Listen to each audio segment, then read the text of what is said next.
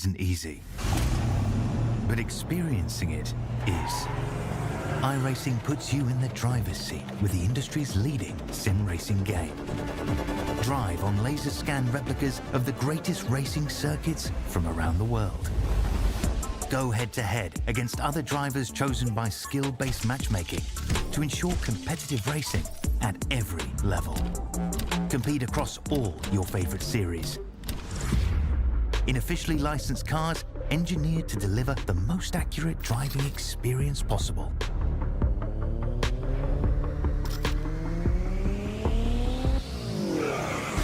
Join a race or host your own with players from across the globe. Race against the computer or in a league with friends. Feel the thrill behind the wheel. Visit iRacing.com.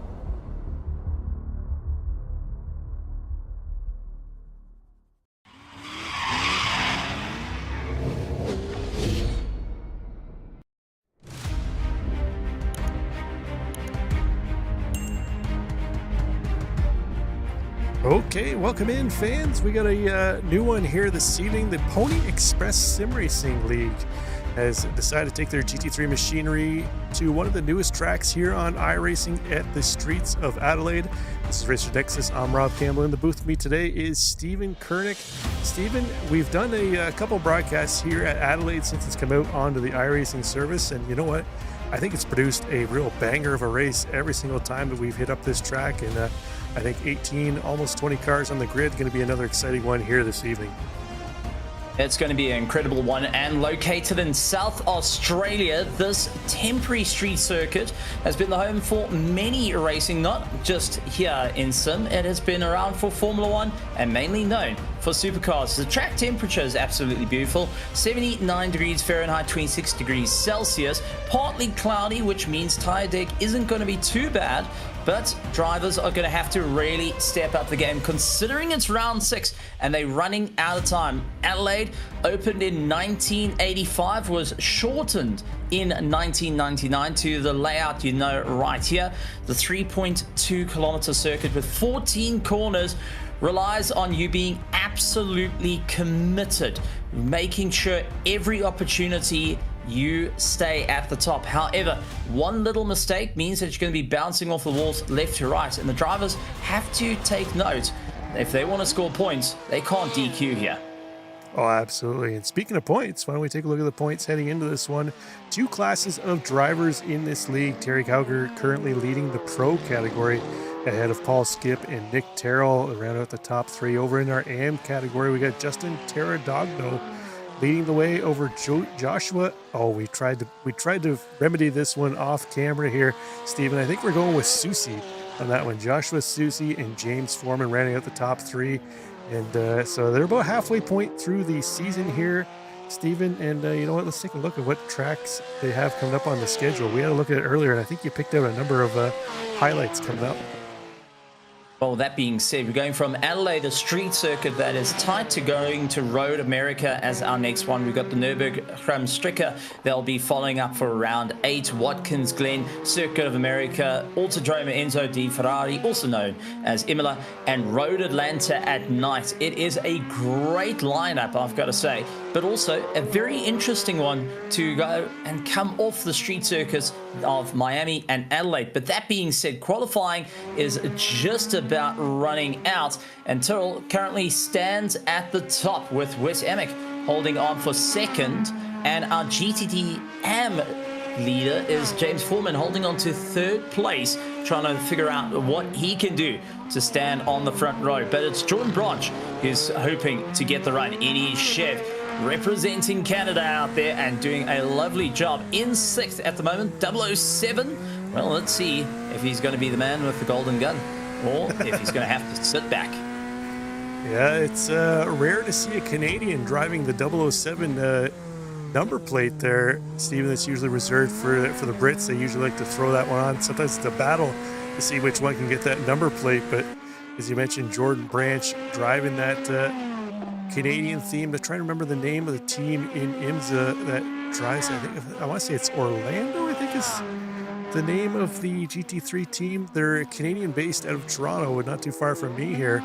But yeah, they rock that theme, I believe, when they're over in the Le Mans racing, doing some WEC racing. So nice to see Jordan representing not only Canada here tonight, but that team.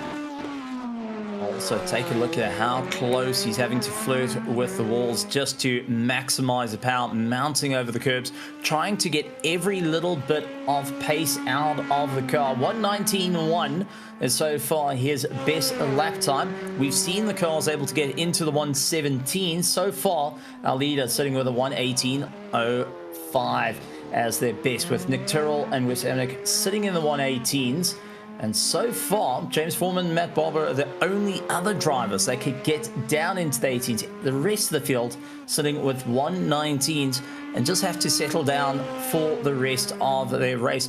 Jordan Branch, the only driver left on circuit, trying to step that pace up, while the rest start gearing up for the race ahead. Yeah, Jordan taking advantage of what time is left on the clock here to get in some sighting laps, Stephen, and you know what? It's worth the time doing that. We mentioned earlier off track where, you know, it seems like well, actually, I guess I mentioned it. It seems like some drivers try and take a little bit of the street circuits for advantage there. They don't really put in the time to learn them. They think, you know, you got the tight walls. You don't really need to worry about going off track. You know, the wall will stop me in worst case scenario. I'll figure out the breaking point, and then they get on the track and they get in those tight wall confines with all those cars around them, and next thing you know, they've lost their brake markers. They can't see what's around them, and they end up into the wall. So good on Jordan here, capitalizing on that extra time, while the rest of the grid here is sitting in the pit. They're catching a little splash of water, maybe checking their tire pressure before they get ready for the race. That being said, the drivers are also going to be taking a look and saying, right, what is the game plan for this race? As it's a 60-minute race, it's a long time to be out on the circuit. I've got to say, Jordan going and utilizing the time, practicing, and even practicing going into pit lane is crucial. And one thing that most sim racers know is there is no replacement for seat time out on the circuit. You've got to try and make every lap count, especially here at Adelaide, as it is a circuit that is punishing as well as rewarding. But you're going to have to see how it all works through. And at the moment, with our two classes so close in the championship, anyone can win. You want to take every advantage you can, whether it's just taking a deep breath before the race and just settling those nerves, or whether you want to just get those practice laps in, make sure you're in the rhythm and get ready to go. And Jim waiting on the flag stand, nice and patiently, I've got to say, but also the sights of Adelaide is just something to die for out in the streets. And has always been an interesting one to have, especially to watch the supercars bouncing over the curbs. Our GT3s, also known for racing here with the GT3 Australia, and we'll be looking to have a bit of fun. But turn 2 and turn 3, I think, are going to be the trickiest for the drivers off the start line. And Rob, as you know, when you're going side by side and you've got to go flying over the curbs, it's going to be an interesting time. Turn 1, turn 2, turn 3 is all about getting a fast exit, carrying the momentum through. You can either get it right, or you're going to land up losing a huge amount of time as you go side by side.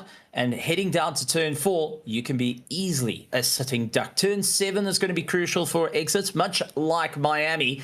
If you don't get it right down the long straight, you will be utilized for a slipstream and overtaken every which way possible around the street circuit. Yeah, it's going to be tricky to see how our drivers navigate that 1, 2, 3 section. We saw a number of drivers getting some nasty slowdowns through that in the other races we've covered for other leagues up to that point. But qualifying is finished up here. We're just going to give timing and scoring a minute to reset, and then we'll take a look and see how our drivers are going to grid up. We had one driver hop in at the end, so just under 20 cars, and 19 cars set to grid up here in this one, Stephen. Let's take a look and see what we got on row 1. We got Nick Tyrrell taking pole with Wes Amick to his outside in the Mustang. In row 2, we're going to find Jason Foreman with Matt Barber. In 5th place, Jason Brothers with Jordan Branch to his outside. Row 4, we're going to find Gerald Lowry and Sean Atkins making up the P7 and positions. And round out the top 10 is going to be Brad McCombs and Stephen Maynard. Who do we got over in row 6? Sitting in 11th place, it's Alex Valesco with Joshua Suxi in 12th. And he'll be tailed down on row 7 with Dan Bonnet and Ryan Tyler in his Mercedes. Looking at row 8, we've got Paul Skip and Terry Calgo Jr. hoping to get a run up through the order. And row 9 is Keith Roycroft along with Troy Banks, who will be fighting their way through. Last of the pack, though, is Justin Togdeno, who will be hoping to take his Porsche to the sharp end of the field. Yeah, kind of surprising seeing our AM Championship leader coming in and not putting in a qualifying lap. Steven, he's going to start at the back, Justin Tardogno. So we'll have to see how that bodes against his championship hopes here. Obviously, he's going to be trying to recoup as much points as possible. Starting at the back of the field at a street circuit here could be dicey. Doesn't take much to get those lanes clogged up early on, but we'll see how our drivers fare. They're all lined up behind the Porsche Pace machine here, getting ready. Looks like they're just waiting for 2 drivers to grid up, one of those being Justin Tardogno and Keith Roycroft, the other one. Looks like they might not even make it to the field and will be starting from pit lane, which leaves the front row open as they start rolling off the line. This is going to be an interesting run. Nick Tyrrell, who was one of our quicker competitors in practice, will now look to take his way to the top in the Porsche. Right next to him, though, the Ford Mustang of Wes Amrick looking to charge his way through. An interesting combo between the two, whether you're a fan of mid-engine or the brute force of our Mustangs. And there is Terry Calgary Jr. sitting right at the back, waiting for his opportunity to get going under green. Drivers taking a deep breath, trying to generate as much heat into the tires, utilizing brake drag, a little bit of weaving left to right, and you'll see they've tightened up that weaving just to maximize the friction. But now we get ready to go as the safety car lights are off. Drivers at the ready as they round the final corner. They'll see the safety car move offline, and it's all towards our front row, ready to go. Lights on, lights on, lights on here at Adelaide as we get ready to go green flag racing.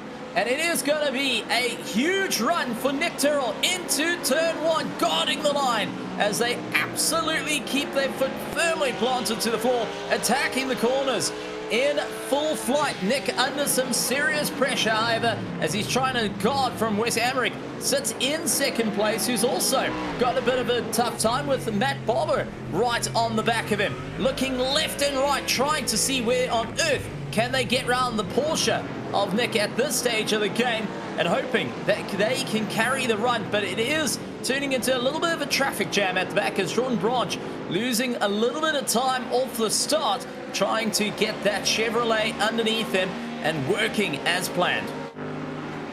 Yeah, don't let the timing tower fool you, because those couple cars that started from pit road, it's going to throw it off for a minute. Once they cross the start-finish line, should reset. But those Mustangs in second and third place looking strong here early on, Steven, using a ton of horsepower off the start to break away from the fourth place driver of James Foreman. But you know what? Nick Tyrrell going to have his hands full here with Wes Amick and Matt Barber. Looks like Barber and Amick, though, going to start to argue here a little bit for second and third place. That's exactly what Tyrrell wants to see up ahead of him. That's going to allow him to open up a little bit of a gap.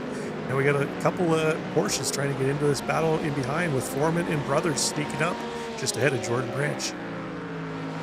Keeping their foot firmly planted to the floor at this stage of the game and hoping to utilize some of the torque from the Mustangs. It's been an incredible car this season.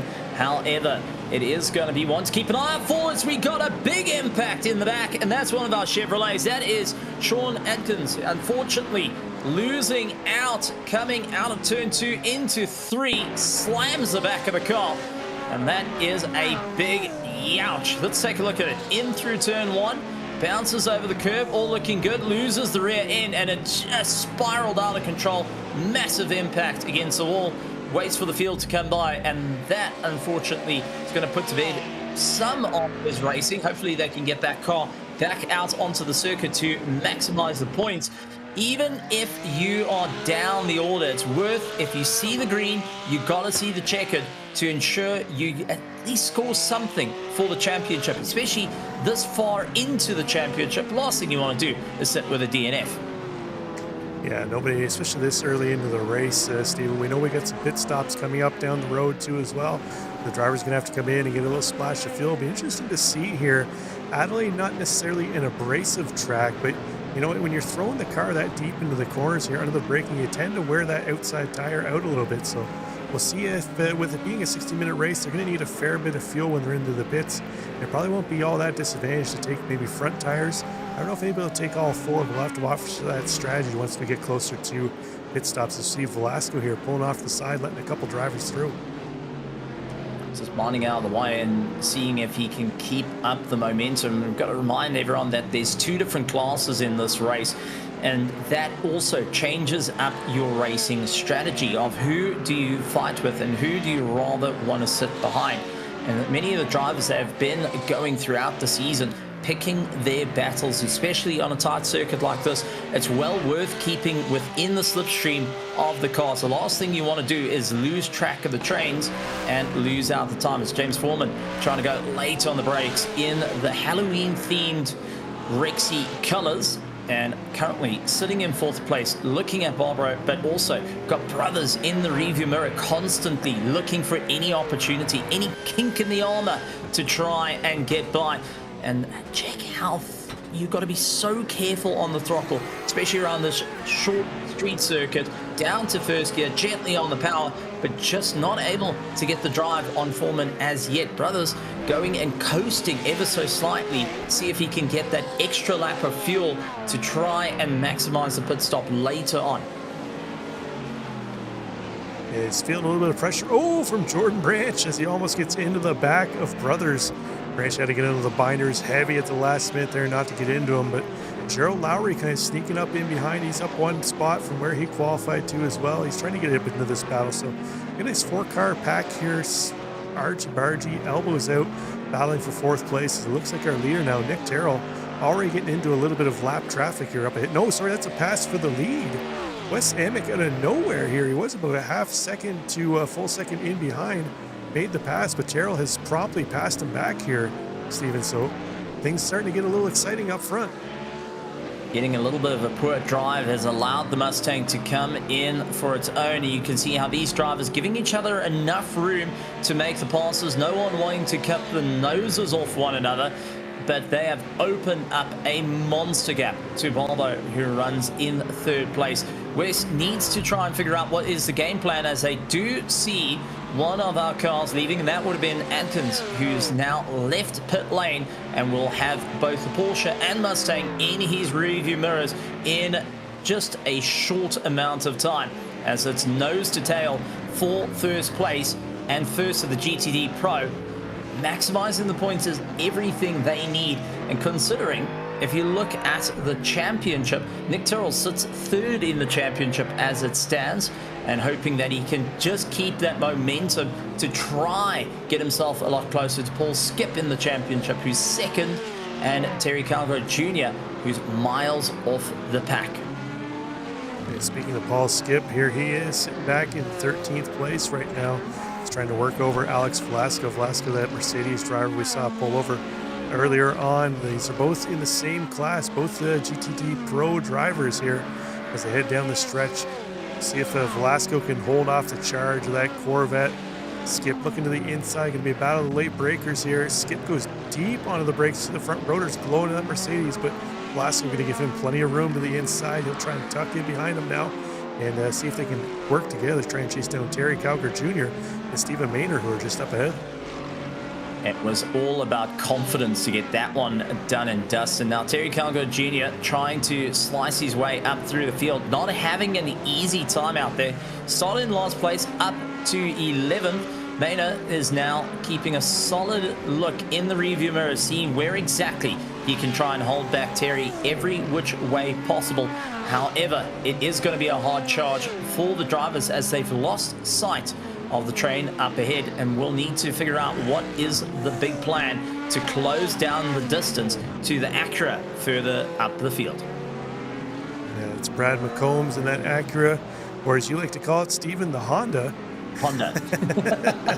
Currently sitting in 9th place is McCombs, just ahead of Stephen Maynard and a little bit behind Ryan Tyler, one of our other Mercedes drivers. We have a nice spread of cars here in the field here. Stephen, we got a Porsche leading the way, a couple Mustangs, Corvette, Mercedes, Acura, another Corvette, a McLaren, and Aston. We got almost the entire field of GT3s available to our drivers with somebody in the seat. And also with showing different ways they've actually been able to utilize the cars, as it looks like Terry managing to open up the distance and now closing down on Brad, who currently sits in 2nd place in the GT AM class, trying to close down to Foreman.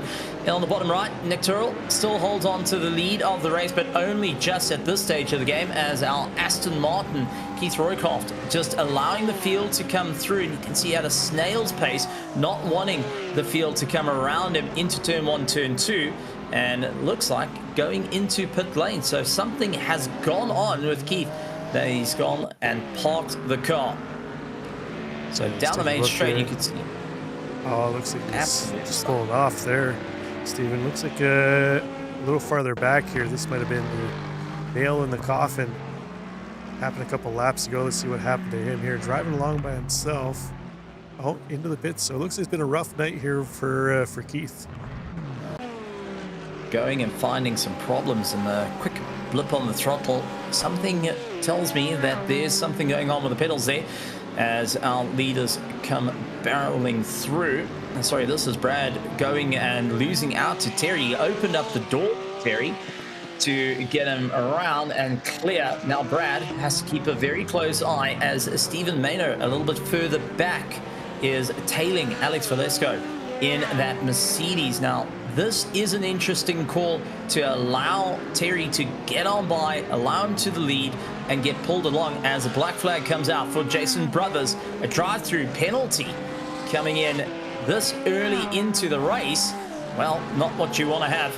And Jordan Branch trying to move his way up through the order. He's got Ryan Tyler and Gerald Lowry ahead of him, and hoping that he can stay in for the mix. But a very, very tough time for some of these drivers. The question is, who has got the stamina to go the extra mile right through the race? And also, what is the plans? Because at the moment, Dan Barnett and Sean Adkins back into the pits. We saw Keith Roycroft go and park it as well, and Justin Togdigno unfortunately out as well, as he sits in 19th position, compromising his championship. Ryan Tyler, however, late on the anchors, try to see if he can put the big nose forward of the Mercedes to Branch, who gets it out of shape on throttle. And now this is going to be Ryan's opportunity through the left-hander, puts the nose forward, gets it done and dusted.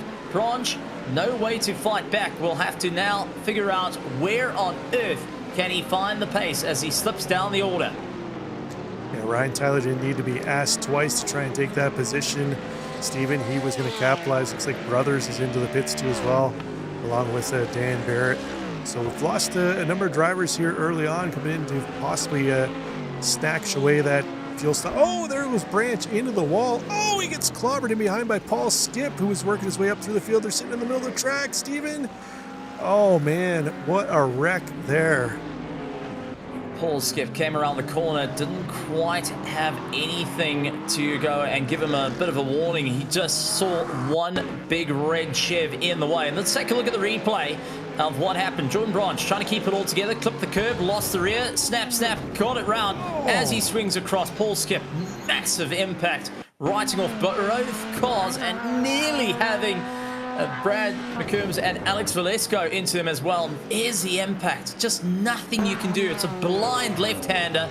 And Paul Skip, unfortunately, having his race going and terminated too early on. They can try get that car sorted out, try get it out onto the track, but his chances of fighting for the top 5 is unfortunately thrown into the bin there. Not exactly how you want to go, but this is the risks with a road course. One wrong move over these curbs can easily upset the car. It lands up just being a pendulum. But with that being said, Wes Emmerich trying to close down the distance to Nick Tyrrell, who has gapped it away at this stage of the game. Wes hoping to carry some momentum with the Verstappen.com colours, and also hopefully not going and having any damage as Nick Tyrrell going and sharing some of the paint with the wall, you know, changing up the branding with the Aztec colours.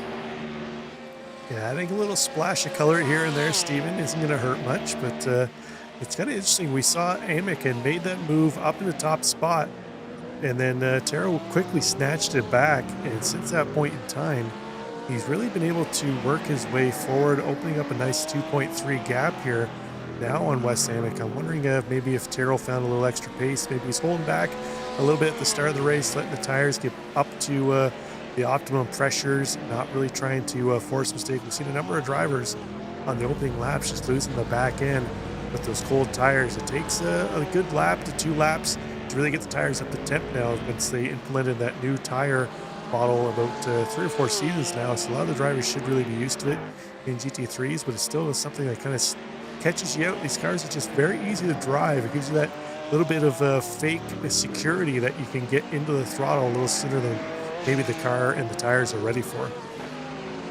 Looking at last lap time, Nick Tyrrell was able to get a 118.5, while Wes Emmerich was a little bit quicker with 118.1. There seems to be, through the second section of the circuit, is where the Porsche comes to its own, and Nick is able to utilize the momentum to try and carry all the drive out of it. The question is, how much pressure is he putting into those tires? How much is he asking to try and get the car sorted out? As Jordan Branch, unfortunately, drive-through penalty. So not only going and smashing out the car, able to get back on circuit, but will have to revisit the pits with a drive-through penalty for speeding in pit lane on exit. Not a night you want to have. And for Jordan Branch, it's now okay. Time to plan what I need to do to see it through to the end here and try and think about saving what points I can to keep the fight going into round 7. Stephen Maynard, however, in the chase, trying to catch up. He's got Troy Banks ahead of him. He's not going to make things too easy in that McLaren. Yeah, the McLarens, generally, their forte is on the high-speed tracks. The twisty street confines, usually not the nicest to the McLaren, where that Corvette in behind him being driven by Maynard, you know, it excels in the twisty stuff.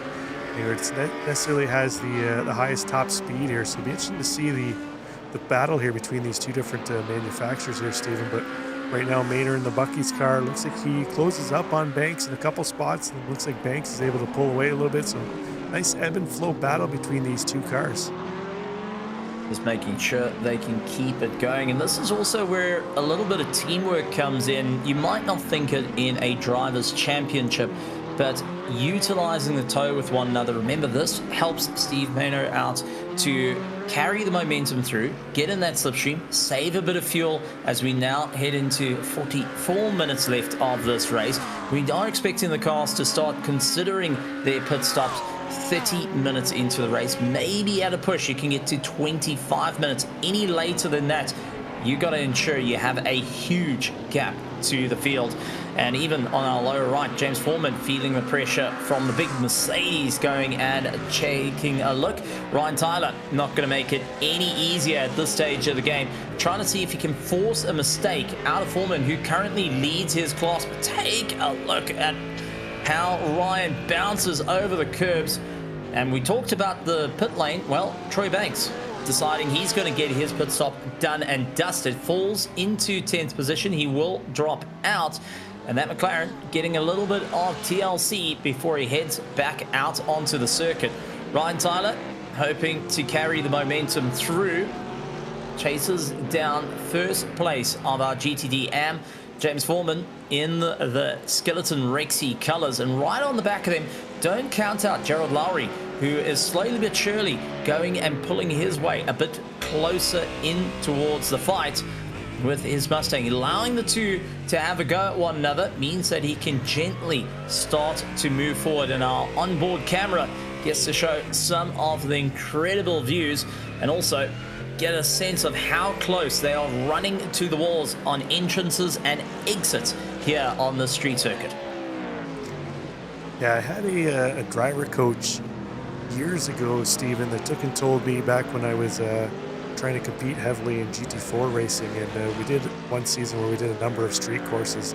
And the first thing he told me was, if you go out there in a street course and you don't have the mirrors knocked off on either side at the end of the first lap, you're not pushing hard enough. So from then on, I always took it as my motto to make sure I'm maximizing as much space as I have in a street course. I go out there and try and knock each swing mirror off as early as I can, just to make sure I'm utilizing full width of the track. And I think that's something that drivers, fail to recognize sometimes in street courses, is you get those walls and you get a little nervous. You don't want to go out into the wall, but you need to still maximize the amount of pace you're keeping in and out of these corners by utilizing every last millimeter of track space that you can. So that's why we're seeing a couple of these drivers, shed a little paint on the wall here and there, do a little artistic artwork on those walls, and leave their mark on it, Stephen.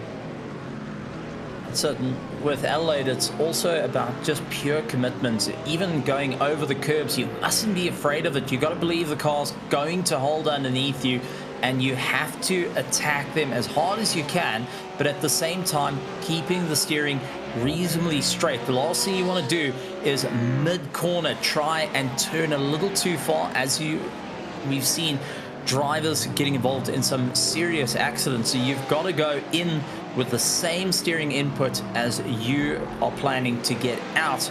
And as our leaders now catch up to a couple of back markers, they will be thinking, right, what's the next plan? As they've got a Porsche up ahead of them that can either be nice and friendly, minding out of the way to the right-hand side, great track awareness, but also allows the drivers to come through. And that's Dan Bonnet, who had a bit of a problem early on, now allows the leader to come through.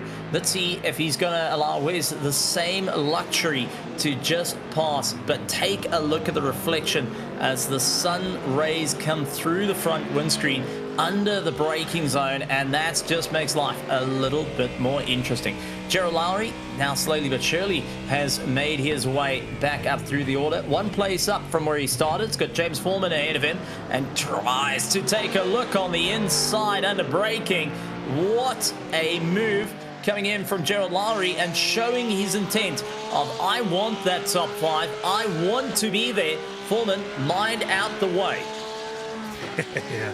Absolutely, we saw that move by Lowry trying to stick the nose up the inside, but then we saw what happened there, Stephen. If you don't capitalize on that, throwing it deep into the corner, the Porsche's excellent at getting out of a corner with all that weight over the rear axle, the rear motor car. You can really hammer on the throttle out of those corners, and you saw there James Foreman able to utilize that to open up a gap over Gerald Lowry. So Lowry gonna have to recoup here, harness that Mustang power. He's starting to pull back in, Foreman. You try and mount another charge here with that ponied up Mustang. You can also just see that Gerald Lowry is more confident on the brakes. He's later in it, utilizing a little bit of engine braking as well, but just not getting the exits that he needs to stay on the back of Foreman. Foreman is prioritizing a slow entrance and a fast out versus Lowry, who's going hard into the corners but just not getting the drive out of the corners. And that also leans onto the driving styles from these absolute top-notch drivers, trying to see what works for them. A little bit of lifting coast, a little bit of early braking, bit of engine braking to try and make it work out for them. Everyone using unique driving traits to ensure they can go towards the top.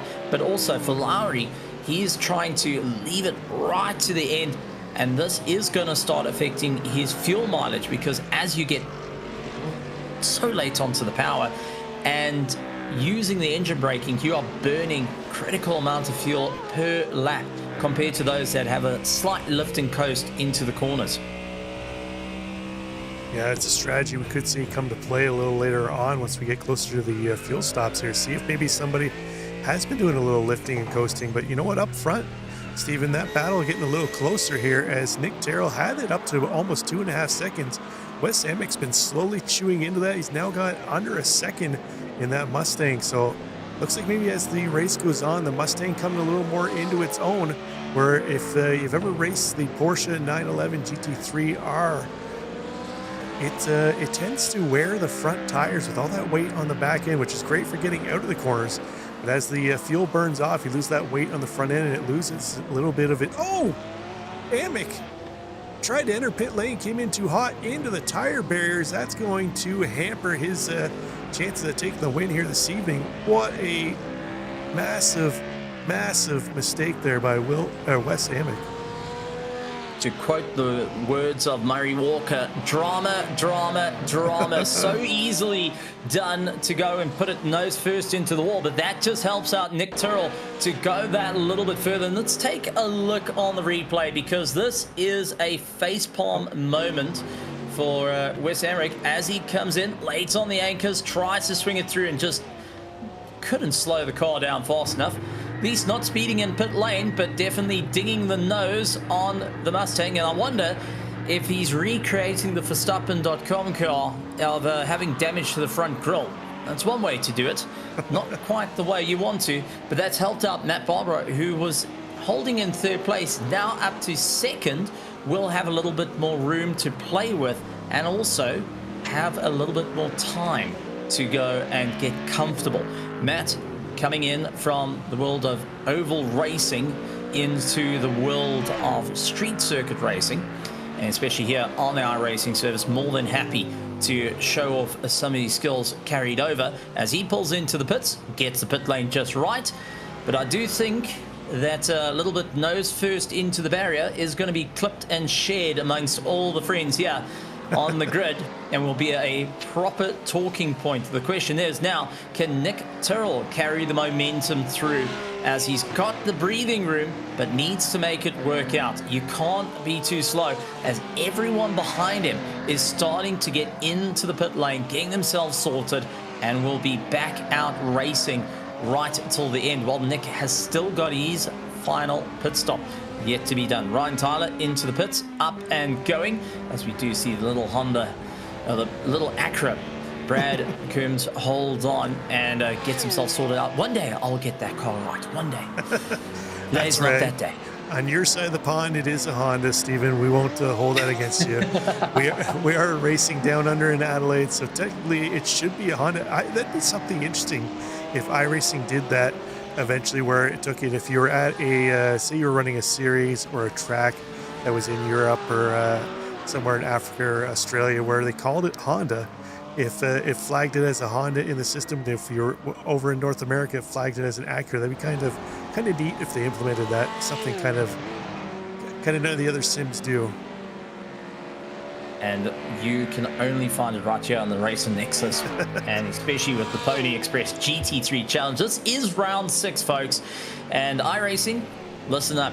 There's some really spoken words here that you do need to keep an eye out. But let's talk about who sits where. As Nick Tyrrell pulls into the pits, Wes Amick is able to get back into second place. But also for our GTD AM, we've got Stephen Maynard holds on for first, James Foreman down into second, Brad McCombs holds on to third, Nick Tyrrell leaving pit lane, and it looks like he's opened up just enough room to Wes Amick and is able to keep going. Stephen Maynard spoke about was leading the GTD AM. He will lose out to James Foreman on his pit stop, and the Porsche will retake the lead. So the 666 now back up through the order, and slowly but surely chipping away back into the top 5. But don't count out Gerald Lowry, who constantly keeps the pressure on at this stage of the game. He's running in the GTD Pro and does not want to get fouled up. However, it does look like Foreman is leading the charge. Joshua Suxi pulls into the pits to get his pit stop done and dusted. Majority of the field have done their pit stop, and now it's a race down to the wire. It is all about maximizing their positions, and James Foreman has got a mirror full of Ford Mustang looking left and right. Lowry looking to be the happy meal that James Foreman did not want to order. I wonder if he ordered fries or a shake with that, Stephen. We might find out here in a second. You might give him the old Big Mac sauce into the corner, but you know what? I think at this point in time, these guys might battle for the next 30 minutes to end this race up. They've been non-stop here for at least 10 to 15 minutes into this race, Stephen. And you know what? Neither driver has given any quarter. Neither driver has tried to take, and he's been excellent battling between the two of them. No contact, it's still like give and take between the two of them. That's what you love seeing. You should probably take a moment to mention, if you're watching at home, you're interested in joining the league, that League Discord is in the description. They are accepting new drivers. They are halfway through the season, but there's still plenty of room. You get in here, get yourself associated with the league, yourself acclimatized to the drivers, the driving standards that they're expecting. Get yourself all ready for next season because they're going to run GT3s back again. And taking a look, Joshua Suxi getting a meatball flag. And this is Wes Emmerich, that Mustang looking very second-hand on the front nose. And that is a pony going to the glue factory.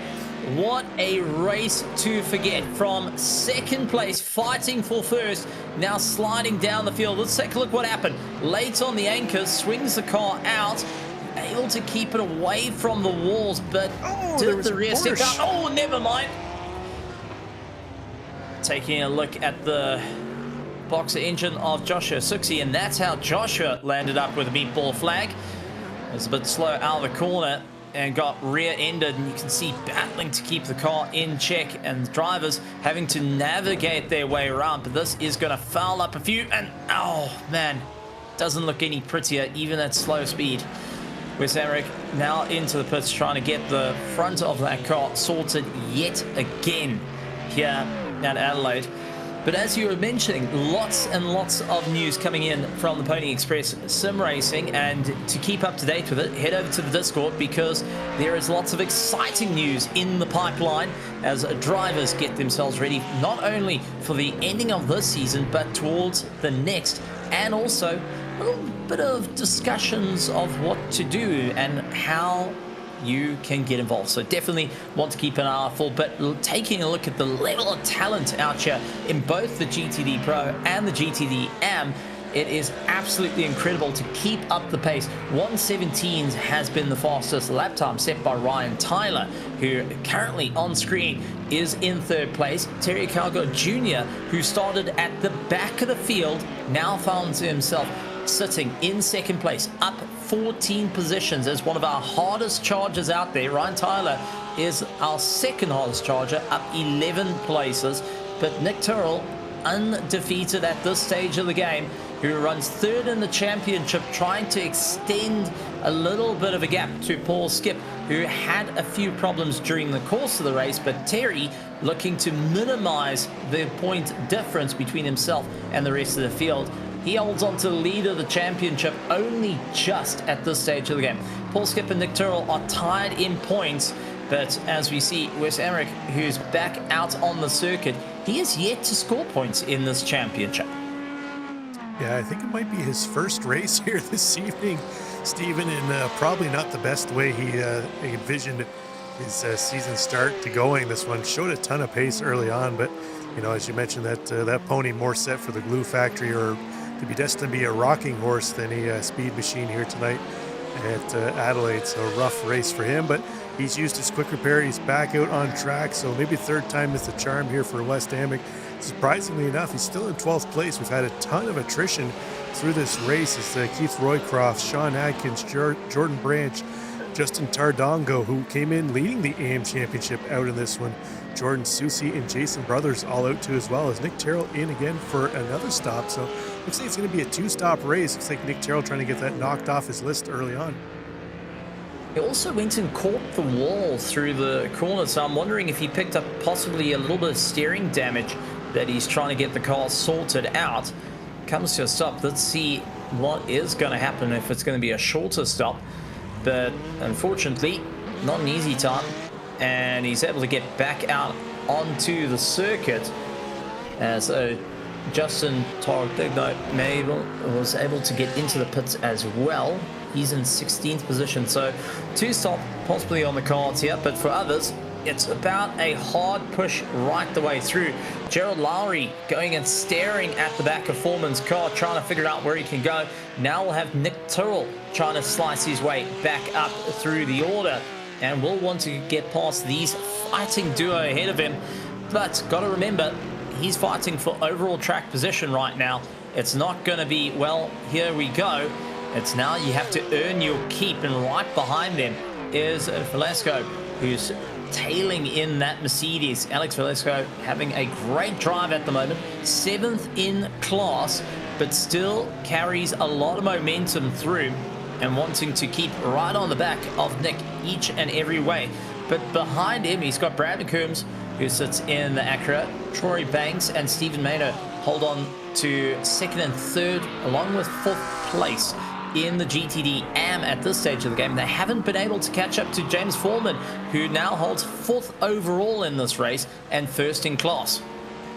Yeah, I mean, interesting here. Terrell, after that second pit stop, which looks like, I think you were right there, Steve. Looked like he just had to come in and get some steering damage repaired, but that's put him right into this battle for fourth place with Lowry, Foreman, and now Velasco up in the back. It's going to be interesting. We saw Velasco pull aside early on to let a couple drivers through. I wonder if he just wasn't all that familiar with the track, and as the race has gone on here, he's finding a little more pace and he's got himself up in this battle. He's looking a lot more racy than he was early on, so we'll see what he has to offer here, Terrell, Lowry, and Foreman in this battle. Going and making a four-car train at this stage of the game. And bit of an impact from Alex going visiting the wall. He is going to pick up a little bit of damage to that car.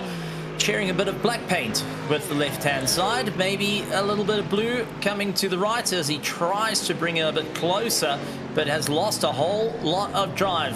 Foreman now trying to keep it all together. Fourth overall, first in class. Last thing he wants is to get caught out in a brawl that is unnecessary at this stage of the game. But I think he's just having a ton of fun out there with Jared Lowry and Nick Turrell, who is going to be kicking himself at this stage of the game, trying to close up, unfortunately losing a little bit of drive heading into the final corner. Lowry, however, more than happy to go right onto the brakes, and right behind Nick, Alex Velasco, despite that catch into the wall, is all over the back. And well, Gerald Lowry going and launching himself over the curbs. Not quite how you want to get your pass, but it's one way to get the Mustang to gallop, and a slowdown by the looks of it.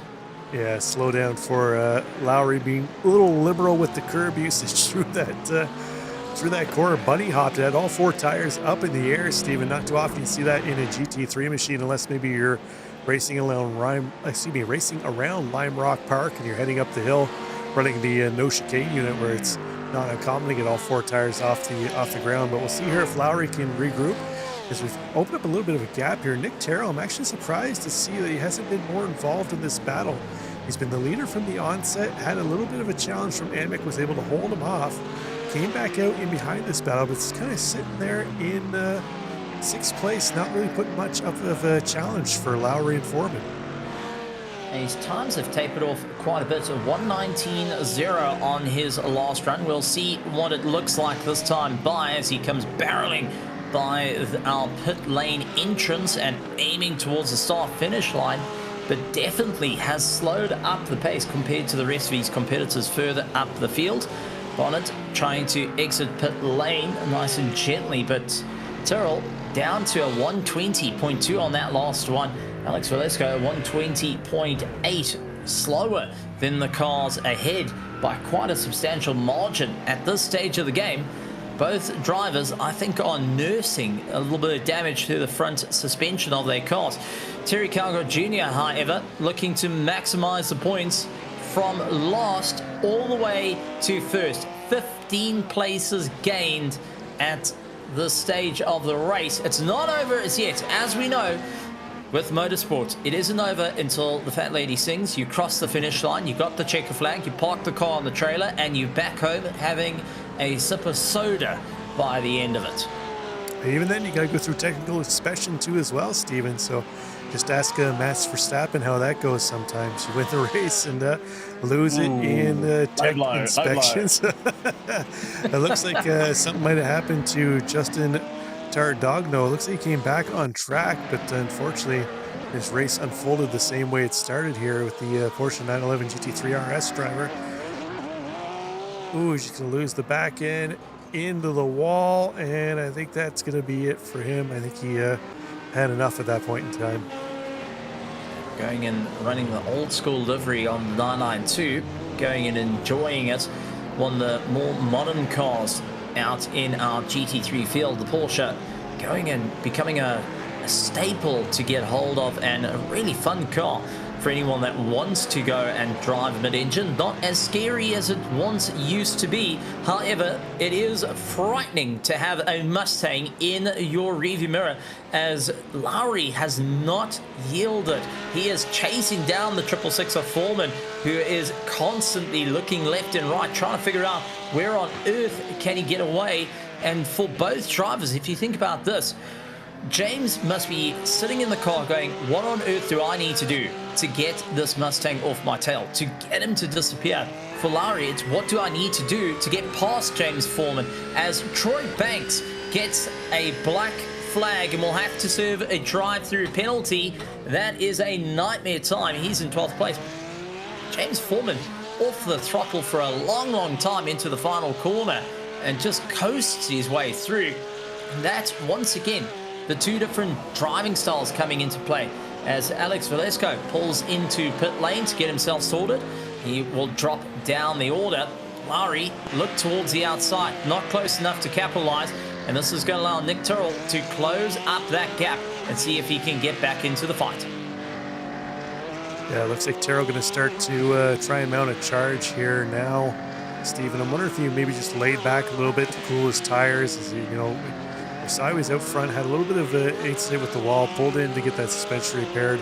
I wonder if maybe they didn't actually get all the suspension repaired on it, and he had to kind of back off a little bit, let his tires kind of naturalize a little bit.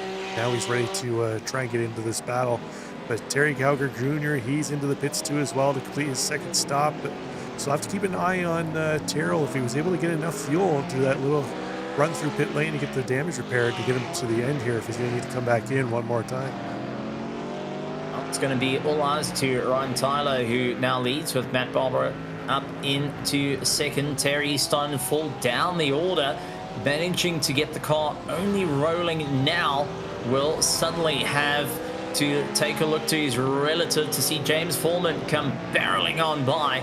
He is tailed by Gerald Lowry and Nick Tyrrell as Terry Calgo Jr. slots into sixth place. And big mistake for Lowry. A hard impact into the wall. Couldn't quite get it right, and there is sufficient damage to the left-hand side of that Mustang. The suspension looking like it's partially collapsed on the left, and he is nursing this car, absolutely ailing at this stage of the game.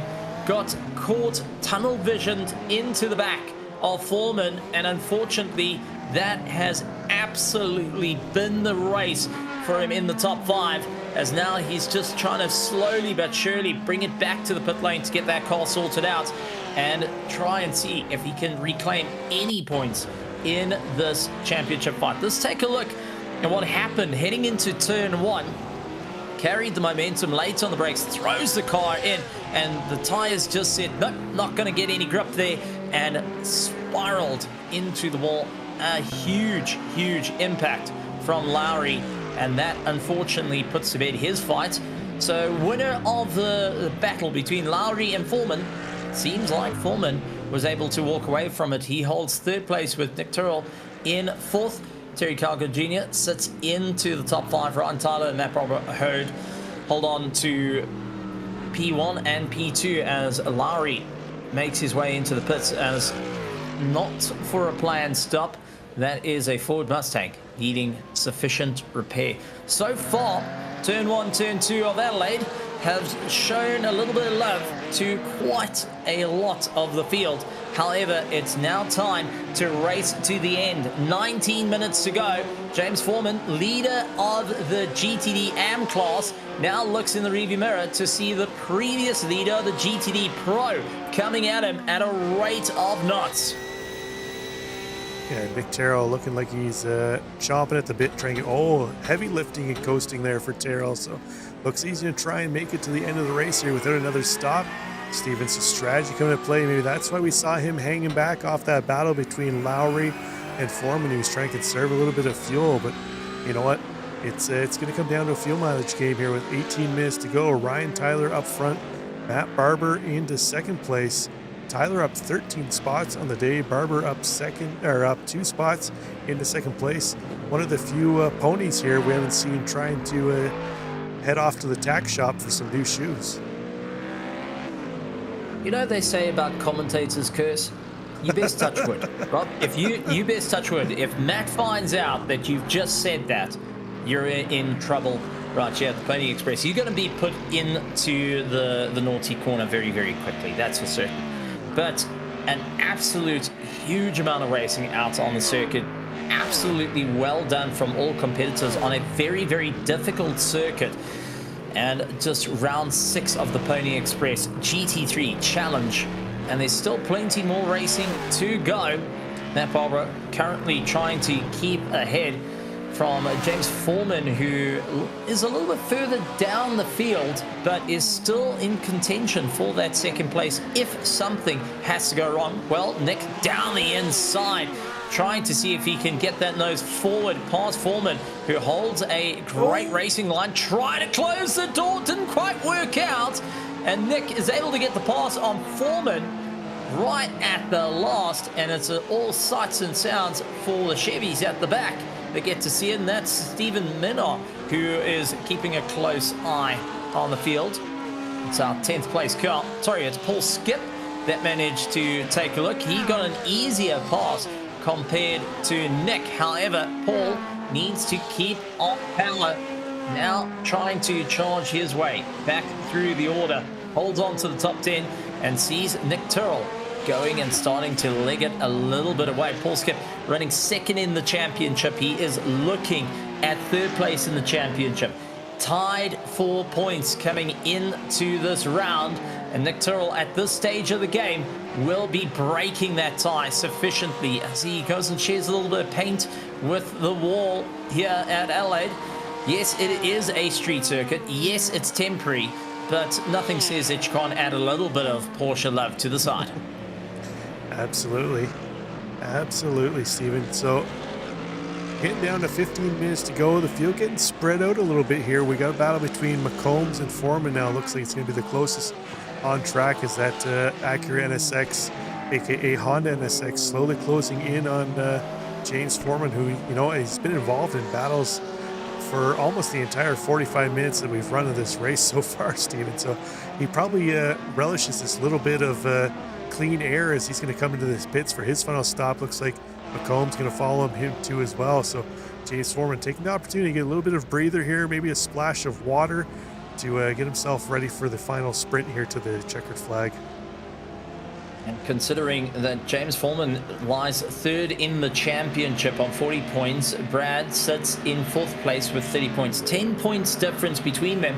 It is all opportunity for the GTD AM class. Matt Barbaro having a ton of fun out in second place, trying to keep it all together. Dan Bonnet, we haven't spoken much about him.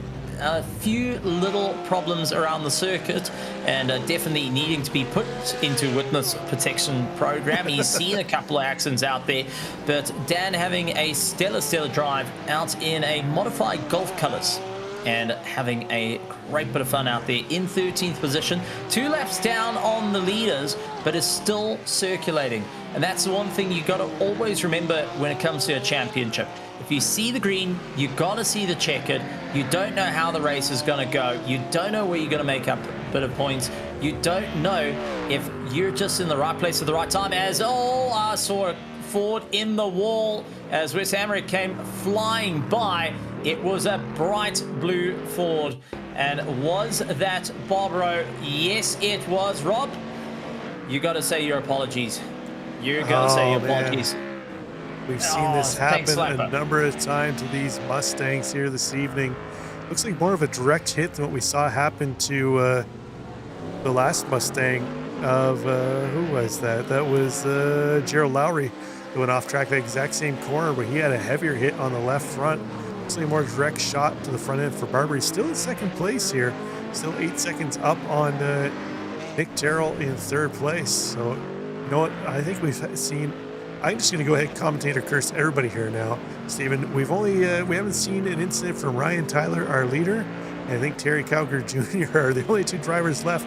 We haven't seen at some point in time have a discussion with the wall, so I'm going to take and put their names out there just so we can have everything even up and down the board. Please direct your complaints to Racer Nexus, Rob Campbell, for commentators curse. Ryan Tyler, however, does not want to have it, as we do see Matt pulling into the pits for a bit of repair work to the car. and we'll be trying to get that Mustang sorted out, properly crunched on the front end. And as you said, a more direct hit into the wall, but this is going to help out Nick Tyrrell, jumping up into second place. Calgary up into third. And we now take a look. James Foreman running into a problem. Oh, a little too quick through the right-hander, catches the wall, and that is front suspension taking a monster hit. And unfortunately, James Foreman, who was leading out his class, now into the pits, having to be towed back after a monster impact. And that is going to help out one driver that's been sitting and slowly chipping away. Brad McCombs, who sits in the Acura NSX, now leads the GTD AM class, and that also promotes Stephen Mano up into second place in class. Joshua Suxi, who had a problem early on in the race, now up to third. What a turn of events. With 12 minutes to go, drivers starting to feel the pressure, starting to get a bit worn out. And we talked about stamina, and something I love to talk about, Rob, is sim racing actually does have that little bit of physical aspect to it. Direct drives and load cell pedals, which majority of the drivers utilize, they start to feel a bit of pain in the wrists, in their fingers for gripping the steering so hard, but also in the elbows, shoulders. They get that buildup of lactic acid in the legs and in the calves as well. You start to feel it. You start to shift around in your seat. You're trying to find every little point that you can get comfortable, especially on a circuit like this where it's physically a lot of work. There is no time to breathe, as we do see Terry trying to utilize slipstream, getting past our drivers. That was Paul Skip minding out of the way, part of the Pony Express team. And Matt once again back into pit lane. He got the car repaired, and it's just all turning topsy-turvy for him as he barrels down the ladder every step of the way. Not quite what you want to have. Let's quickly take a look at Justin. It's supposed to be Matt. Here we go. Here we go. There's Matt. And what on earth went wrong with him? Swings the car around. Oh, caught the rear suspension this time round. And that, unfortunately, is a race not going his way. And frustration coming in. The red mist now enveloping him till he's blind and will be thinking, right, not my time. Got to slow it down. Got to bring it back and just see if I can cross the line. But major, major impact to that rear suspension. We got a battle shaping up here for the last 10 minutes, Steven. After all this, I don't want to call it destruction derby or what. You know what, as you mentioned earlier, you're never out of it on a street course, no matter what happens. You know what, the rest of the drivers have to contend with this track too as well. Tight confines, you're never out of it. We've seen a number of drivers have those incidents early on. They've moving their way back up through the field here. Nick Tyrrell, one of them, started on pole, had that incident, fell back, had to come in, use his quick repair, back on track. Terry Calgary Jr. started at the back, has been as high as in top spot, came in for his fuel cycle, came back out behind Tyrrell, who's worked himself back up into top spot, but Ryan Tyler right there too as well. So 1, 2, and 3 separated here by less than 2 seconds on track with 9 minutes to go. We might have a dash here for to sort out the top 3 spots on the podium here before this one's all said and done. And taking a look at the points, Ryan Tyler has got 2 poles and 2 wins underneath his belt. He lies 4th in the championship. Nick Tyrrell sits with 0 wins and 0 poles coming into this round, and will be trying to stay in for the fight. Terry Calgary Jr. has got 2 poles and 1 win so far this season, but has been consistently in the podium and the top 10 to maximize his points. Now for Terry, is he looking to try and maximize his run in the championship, but knowing that Nick Tyrrell has not gotten a win, and this is his chance to go and see the checkered flag and finish out on the top step. This is his opportunity. I don't think he's going to take it lying down. I think he's going to fight Terry every which way possible. And that's going to allow Ryan, who has so far taken 2 wins this season, to close up that distance and fight out for second place, to be able to get on to that charge. For Terry, a drop tonight isn't going to be too bad on his points, but for Nick Tyrrell and Ryan Tyler, it's crucial for them to finish up as a 1-2. And right behind, you can see Paul Skip, who is keeping a close eye. He runs second in the championship with his Chev, and he is laps down and just watching this battle ongoing. Yeah, what could have been for Paul Skip? Unfortunately, he was that driver that came around the corner, and I believe it was Susie's pink Porsche that was stuck up against the wall. Skip unfortunately had nowhere to go, got into the back of him, had a nice race going at that point in time. Still, he's one of those drivers that's persevered here, Stephen, working his way back up through the field, up into 7th place. So you know what?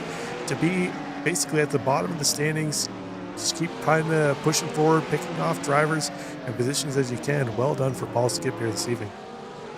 And Nick starting to feel the pressure. You could see over the curb, catches the wall, trying to push harder and harder at this stage of the game. And Terry just keeping it consistent, waiting for his opportunity. 0.3 of a second as they charge their way through. It is going to be Terry to try go around the outside of Nick, who holds the inside through the hairpin. Beautifully held, but now needs to carry the momentum. Terry had a huge amount of run.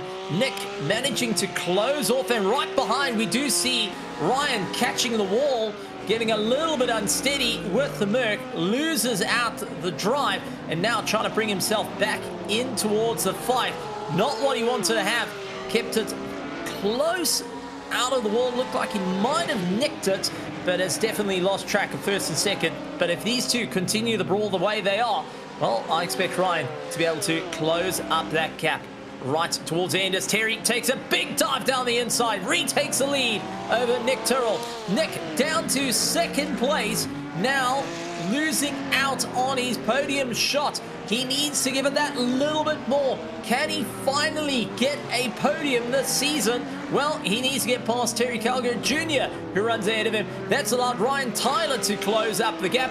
You can see Paul Skip also getting a little bit unnerved as he's pushing a little bit harder. Despite being in 7th position, he still has an opportunity to make up some time and is watching the championship fight ahead of him, thinking, right, what do I need to do? Because now Nick Tyrrell is going to be a lot closer in championship points at the end of round 6. Ryan Tyler will be right behind me as well, but it is all looking the way for Terry Calgary Jr. as once again Nick pushing harder and harder, losing the rear end of the car, overdriving that Porsche, slows up, and now having the Mercedes cruise around the outside. Ryan Tyler gets onto the loud pedal, clean pass, so does Paul Skip. Has Nick Tyrrell gone and used up too much fuel and is now just trying to save whatever he can at this stage of the game? Yeah, we heard him in lifting and coasting. Yeah, he's still heavily lifting and coasting here, trying to get to the end of the race. So it looks like the fuel strategy not working out into Nick Tyrrell's advantage here. As we know, both Ryan Tyler and Terry Calgary Jr. both popped in to get that second splash of dash of fuel here, Steven, so they can make it to the end. Nick Tyrrell doing everything he can to try and get there, staying in behind. Paul Skip probably going to help save a little bit of fuel what he needs, but unfortunately he's going to lose out on taking his first win of the season. Oh, and comes down to a little bit of math as Paul Skip minds out of the way, allows the driver through. 4 minutes to go, and it is going to be an absolute nightmare just to see what goes on. Terry Calgary Jr. gets flown on by as he overtakes Wes Amrick, who was fighting for that top spot not too long ago in the race, and now just trying to see it through to the end in the top 10. We'll just try and circulate at this stage of the game. But for Nick Tyrrell, this is going to be a long, long race for him as he tries to keep it all together, and also looking to utilize any slipstream possible as Paul Skip managed to get ahead of him yet again.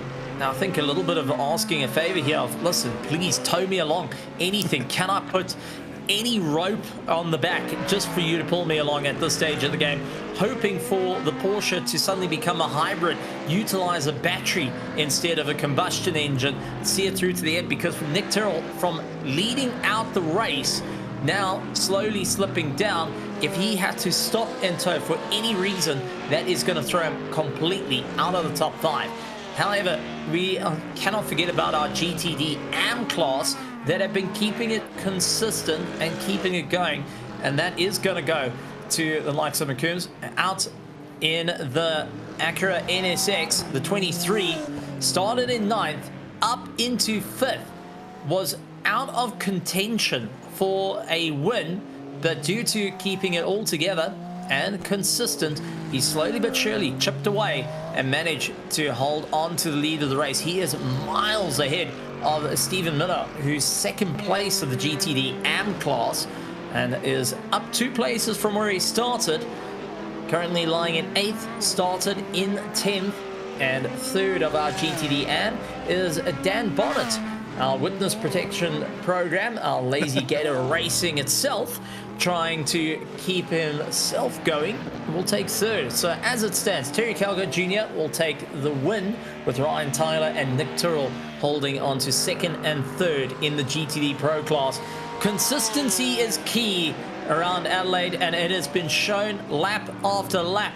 But now with 1 minute and 50 seconds, you got to put all those nerves aside. You got to take the deep breath. And for Terry Calgo Jr., who's driven an absolute amazing race, one of our hardest chargers here tonight, the championship leader of the GTD Pro class, up 15 places. 2nd place, 2nd of the hardest chargers, is Ryan Tyler in the Mercedes, 3 seconds adrift and just waiting for his opportunity. Maybe if Terry makes a mistake, he can get into the attack and start moving forward. But Ryan Tyler holds the fastest lap of the race with 1:17.534. So despite everything, Ryan is showing his pace as we on to our final lap of the race, as Terry trying to mind out of the way to overtake our back markers. This is always the longest portion of the race. That 1 lap to go, the walls seemingly getting closer and closer, and you're going to have to take that deep breath, calm the nerves, and get ready to see it through to the end. Yeah, grip the wheel a little bit tighter here, Steven. Run your tighter lines. The last thing you want to do is go wide, catch a wall, rip the front suspension off that thing, and end up costing you a race. We're seeing a number of drivers in the last lap here. Looks like they're having some incidents. Josh and Susie, Dan Barnett, both of them hitting the wall here, but Terry Calgary Jr., he's only at the last half of this lap to go, and he's going to wrap up the midway point here of the Pony Express Sim Racing GT3 Challenge season. And round 6 being put to bed. Adelaide has most certainly shown some incredible racing and also forcing the drivers to utilize every trick they have learned thus far. But it is going to be a dominating effort as he rounds the final corner in through the hairpin. It is going to be Terry Calgo Jr. taking the victory, lost to 1st, and wins out the GTD Pro class. And overall, Ryan Tyler takes 2nd place on a stellar drive. Nick Tyrrell will take 3rd, as leading out our GTD AM, the lonely 4-cylinder twin turbocharged Acura NSX, the only car of its brand out on the circuit, takes the victory out of pure consistency. Brad is going to be smiling all the way to the bank on this one. Brad McCombs takes the victory in the GTD AM division, maximizing his points, and from 4th in the championship, he's going to be smiling all the way to the bank. As James Foreman, it looks like he ran into some serious problems with fuel and did not see the end of the race, so ran out of fuel. Gerald Lowry going to be more than happy with his time, and pretty much as you get a smile having a chicken nugget or two, Gerald Lowry going to be happy with that 6th position. Yeah, Lowry making me hungry. I might have to go grab a Big Mac or something after this race, Steven. But what could have been for him, had that massive battle for the majority of the race with Mr. Foreman, and then Foreman had that unfortunate mistake too, as well, as we saw a number of drivers. Road courses, it's always a battle of attrition, but you know what? to get to the win, you got to first get to the checkered flag, as you mentioned, Stephen, early on. Absolutely incredible, stuff. And round 6 definitely does not disappoint right here at the Pony Express Sim Racing GT3 Championship Season 2 of 2026. And let's take a look at our race results for our pros. It's Terry Calgo Jr. taking the victory, 11 laps led, with Ryan Tyler in second place. Nick Turrell holds on for third, managing just to limp that car across the line with a short amount of fuel. Alex Valesco, Gerald Lowry, Paul Skip, Matt Barbaro, Wes Amrick down into 8th, Jason Brothers in 9th, and Jordan Branch managing to round out our top 10 of a stellar run. Taking a look at our AM class, it's Brad McCombs who managed to take the victory ahead of Stephen Maynor, and Dan Bonnet of Lasergator Racing was able to hold on to that top 3. Joshua Saucy, who managed to get a black flag right towards the end, finishes up in 4th ahead of Justin Togdigno, who is our leader of the championship. Didn't quite have the race he wanted. James Foreman, unfortunately, all going wrong for him. After a stellar fight, Troy Banks gets into 7th with Keith Roycroft finishing up in 8th place after a massive impact early on in this race. Yeah, rough race for a number of drivers who were looking pretty in the championship coming into this one, Stephen, but they still have the back half of the season to try and garner some points to potentially get themselves back up into the battle here. But you know what? We've got a driver waiting in the room to have a chat with us. I'm going to let you talk to him, Stephen. It's our winner of the AM class, Mr. Brad McCombs. Brad, welcome to the commentary box. Well done on getting one of the best GT3s in the iRacing service out to the top of the leaderboard. How are you feeling after this incredible race here at Adelaide, which is such a tricky circuit?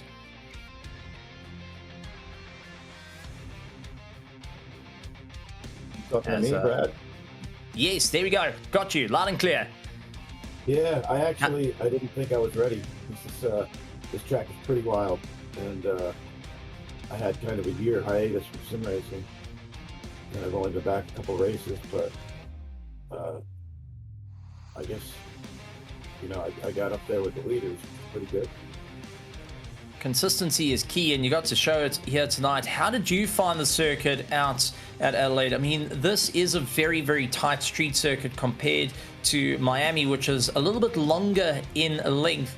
How did you find the Acura here tonight? And also, going and keeping up with the competition, having the faster cars come around you, but also at the same time, you're in your own race to maximize the pace. The Acura is pretty wild. It's like a mix between a Porsche, an Audi, and a Corvette. So you kind of had to kick the back end to get around those corners because there's a lot of understeer. And it was like halfway through the race, I realized my brake bias was way off. And I don't know if you noticed, but I picked up my pace by like a second. And in the beginning of the race, I was letting some of the faster guys go because I didn't want to hold anybody up, but started getting my pace by the end of it.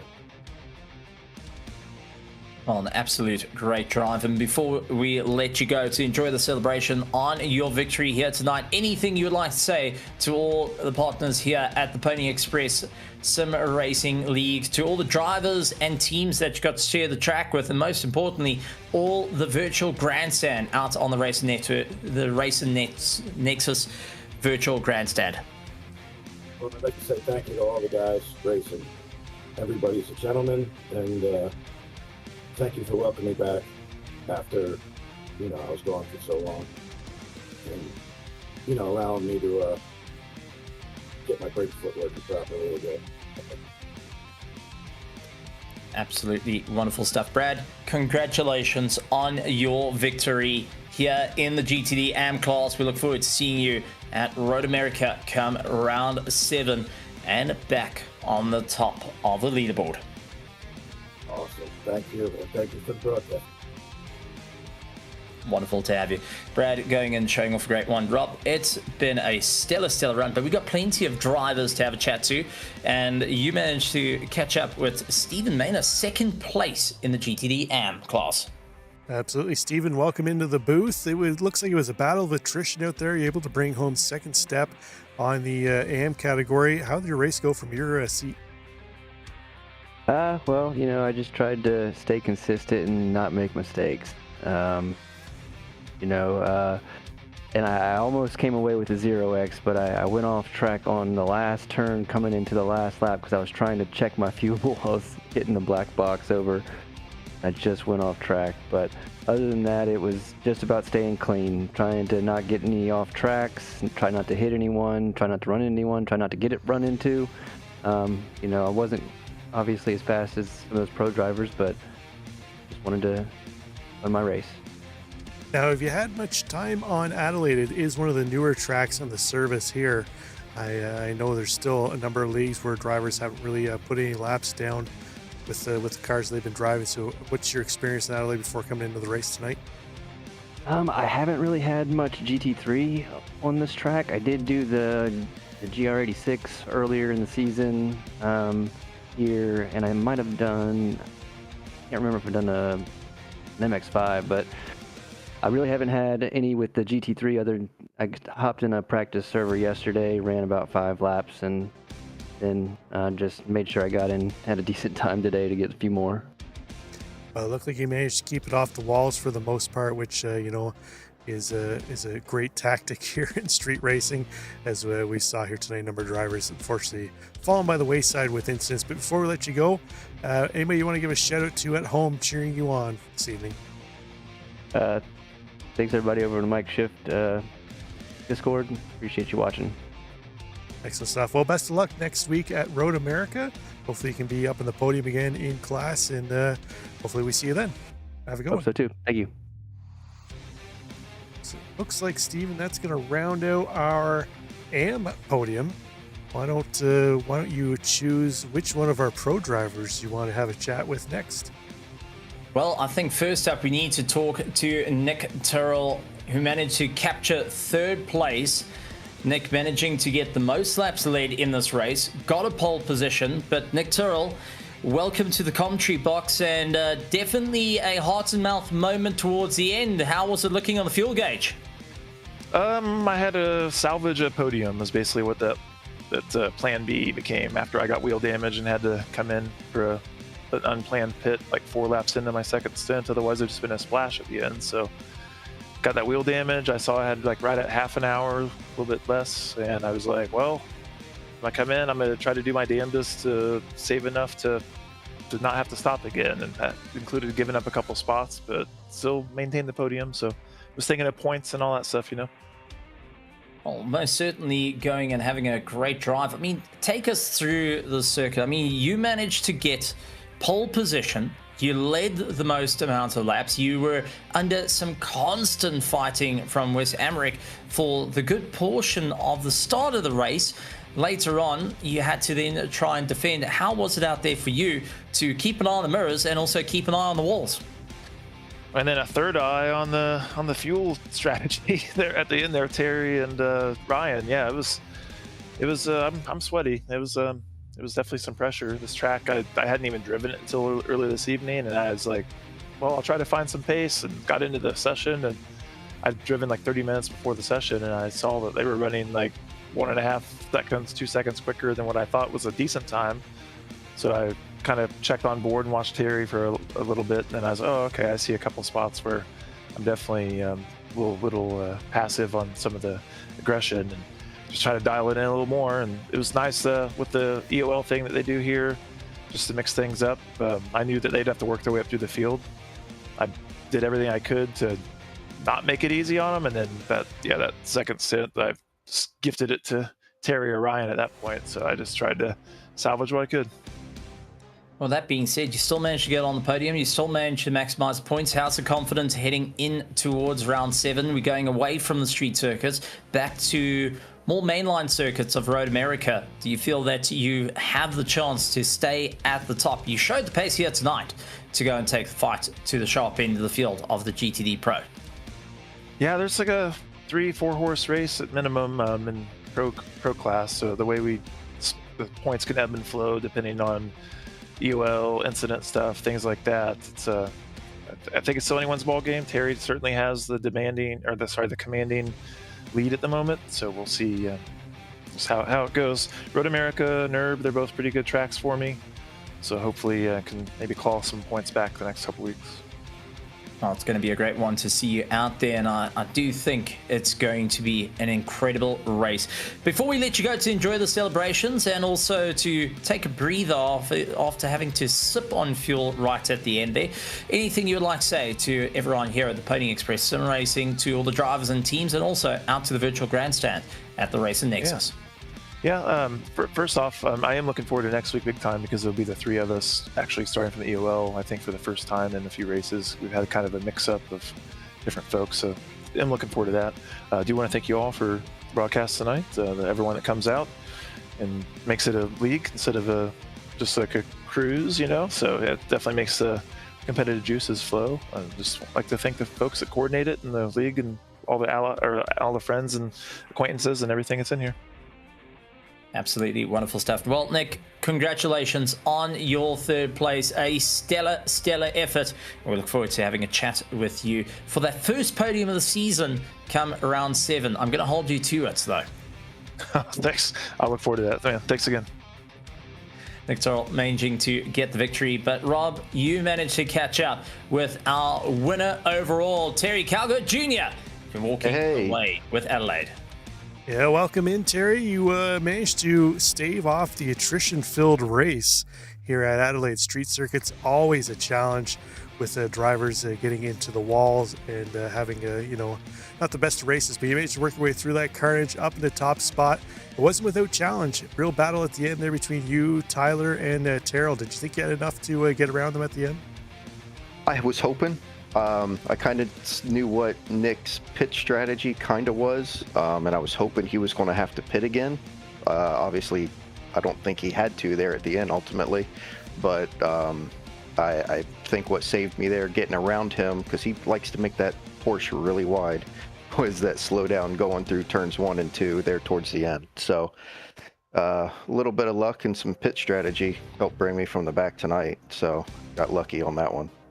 Yeah, we saw a number of drivers trying to push the track limits through turn 1 and 2, and unfortunately a couple Mustangs went darting off into that wall on the outside. It's a tricky corner. You really got to dance between the slowdown limits and utilizing those curbs. Do you have much time at Adelaide here before the race tonight? This is the first time I've raced here. I just bought the track, at the beginning of the season, but I probably, gosh, I'd have to go check my Garage 61, but I probably put in like 200 or so laps just trying to learn it and get ready for tonight's race. And I actually found that for me, instead of trying to do full push laps, if I actually backed off and saved a little bit, I was faster by, I don't know, probably 3-4 tenths, half second at most. Well, it definitely showed here tonight with you able to make it up through the field and avoiding that carnage. Now, you are the organizer of the league here as well. You approached looking for broadcasts, and I offered to put this one on here tonight to show what we can do, show what the league is looking forward to as well. And you're trying to get in more racers, trying to grow the league. So we give you the opportunity now to give a little bit of a speech here about the league, what you're looking for, what drivers can potentially look for at joining the league, and where they can find out more. Yeah, first I want to thank you guys for, definitely helping out. This is something I think we've been wanting to do, because we used to have them in the past and it went away for a little while. So hopefully we can get it to come back and draw some more racers. Ultimately I'm stepping into Mark's shoes. Mark's put this league together, about 5 years ago now. I think this is our 5-year anniversary. He had to step away with some work and family stuff, so I kind of stepped in for the last couple seasons helping out. But yeah, we'd like to get as many racers as we can. We're open. We started off as an amateur league, and we still kind of are. We have guys from every skill level. Obviously, like Nick, I think he's 35 or 3800 I rating, and myself, I'm a 2K, and we've got anywhere in between, and we try to help everybody out and make it a nice environment for everybody to come and have fun. We have our issues sometimes, and we, on race starts like everybody does, but we try to calm it down and, make it, like I said, just a fun environment for everybody to come and enjoy on Monday nights and have fun.